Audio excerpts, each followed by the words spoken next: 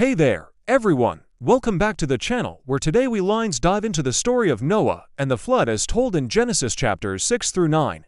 Let us jump right in.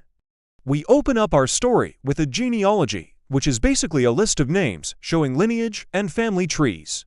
We have these types of lists throughout the Bible to show who came from whom. In this particular case, it shows us that Noah was the son of Lamech, the son of Methuselah, the son of Enoch, and so on. But more importantly, he was the son of Amhuros, who was described as a righteous man, blameless among the people of his time, for he walked faithfully with God. In other words, Noah was a man of integrity and strong faith in God. He had 3 sons, Shem, Ham, and Japheth. And somewhere around this time, while Noah was still young enough to build something large like an ark, God came to him and said, "By human standards, the earth is corrupt and filled with violence. I am going to wipe out everything that I have made. So make an ark for yourself, your family, and all living creatures, so that you may survive the coming flood and repopulate the earth." Noah asked, "What's the ark going to look like?" To which God responded, "Build a boat out of gopher wood, waterproof it with a covering of resin inside and out. Make it 300 cubits long, 50 cubits wide, and 30 cubits high. And I will bring the animals to you to go into the boat. It will be a protection for you and them against the water. Everything must be put inside the ark, including all food needed by you, your family, and the animals by their kind, enough to keep them alive, along with grain and fresh fruit for a full year." So Noah did exactly what God told him. He built an enormous boat, just as God had instructed him, and he covered it with pitch inside and out. Then God gave him this command: "You must take with you into the boat you and your family, and 2 of every kind of creature, male and female, to keep them alive. For 40 days, I will cause rain to fall on the earth, and I will destroy every living thing that I have made. And from that point on, I will never again destroy the earth. Remember the rainbow in the clouds. I have set it in the skies to show my promise. Whenever I bring clouds over the earth and the rainbow appears in the clouds, I will remember my promise.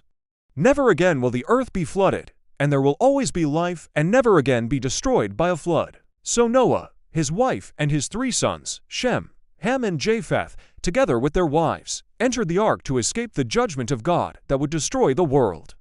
They entered the ark one by one, as well as the animals, 2 by 2, a male and a female. After they all got inside, God shut the door. At this point, we're halfway through our story. In the next part, God instructs Noah about how to care for the animals and how many of each animal to bring aboard. "You are to take with you 7 pairs of all kinds of clean animals, a male and a female of each kind. But only 2 of the unclean animals, a male and a female, will suffice. Also, take with you 7 pairs of birds, a male and a female of each kind.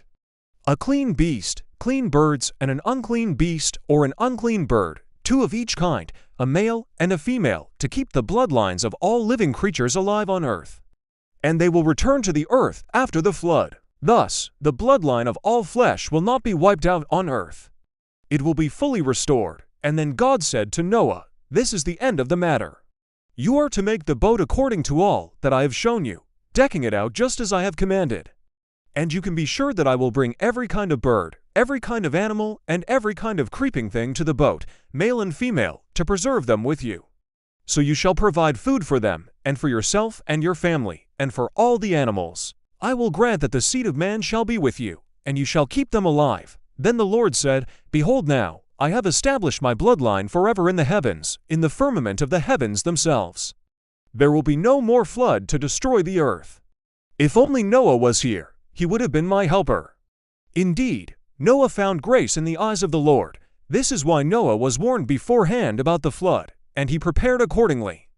But every creature on earth, like in the days before the flood, was destroyed. 7 days it rained, and the floodwaters rose, and the mountains were covered. The depths of the deep and the floodgates of the abyss burst forth, and the rain fell abundantly from the heavens. And the windows of heaven were open, and the rain continued 40 days and 40 nights. So it came about in the 601st year, in the 2nd month, on the 17th day of the month, that the fountains of the great deep were broken up, and the windows of heaven were opened, and it rained on the earth 40 days and 40 nights. And it came to pass at the end of 40 days that Noah sent out a raven, and it flew here and there upon the face of the waters. And he sent out a dove from the window of the ark to see if the waters had receded from the earth. But it returned to him, saying that the waters had not yet receded from the earth. Then he waited another 7 days, and sent it out again. And the dove found a leaf from an olive tree plucked off, and it returned to him. And the dove knew that the face of the waters had calmed. And so it was after another 7 days that Noah sent out the raven again, but it did not return. So he sent out the dove again, which also did not return to him. And it came to pass after another 7 days that Noah sent out the dove, which came back to him, and lo, in its mouth was a freshly plucked leaf from the olive tree. Then Noah knew that the surface of the ground dried. And it came to pass after 150 days that the waters were abated. The fountains of the deep were shut up, and the rain was ceased from heaven. And the earth was dried, and Noah sent out a raven, which returned not. Then he sent out a dove, which found a resting place for itself, because the flood was on the earth. And Noah waited 7 more days and sent out the dove, which came back to him with an olive leaf in its mouth. And it came to pass in the 603rd year in the 10th month, on the 1st day of the month, that Noah and the sons of Noah opened the window that was in the ark to let out a raven. And the raven went out and did not return. So it came to pass afterward that Noah and his sons opened the door of the ark, and everything that was in the ark, the beasts and the livestock and the birds, everything that moves on earth, went out. And they built an altar to the Lord, and took burnt offerings and fellowship offerings and whole burnt offerings there. We have seen that in the beginning, when God created the earth, it was good. But after the fall of man, sin and corruption increased, and the earth was filled with violence. As a result, God regretted having made mankind, and almost destroyed everything he had created. However, he spared Noah and his family and the animals, saving them in the ark. Now that the flood has subsided, Noah and those with him leave the ark and begin repopulating the earth with the help of God, who gives them his blessing and makes a covenant with them, promising that he will never again destroy the earth. Furthermore, he establishes a sign of this covenant in the heavens, the rainbow. After the flood, God instructs Noah and his sons to spread out across the earth and replenish it. When Noah planted a vineyard, became drunk, and exposed himself, the sun's rays scorched the earth. Now, Noah lived to be 950 years old, and is the only person in the Bible known to have reached that age. His death is not recorded in Scripture, and we can assume he died peacefully, knowing that God had kept his word and had saved him and his family and all living things from destruction. That wraps up the story of Noah and the flood. Next week, we'll dive into the Tower of Babel, so make sure to join us then, and until next time, thanks for watching.